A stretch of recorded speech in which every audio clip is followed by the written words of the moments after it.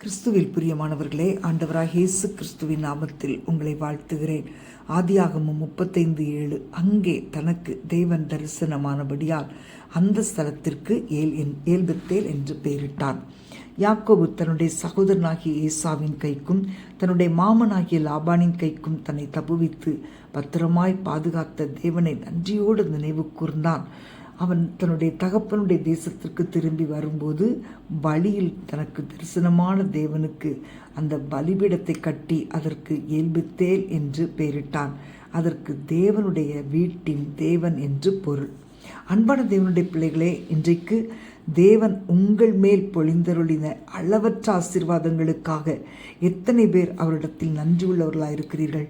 தேவனிடத்திலிருந்து பெற்றுக்கொண்ட நன்மைகள் எண்ணற்றவைகளாய் இருந்தாலும் அவருக்கு நன்றி உள்ளவர்களாய் வாழ்பவர்கள் மிக சிலர்தான்.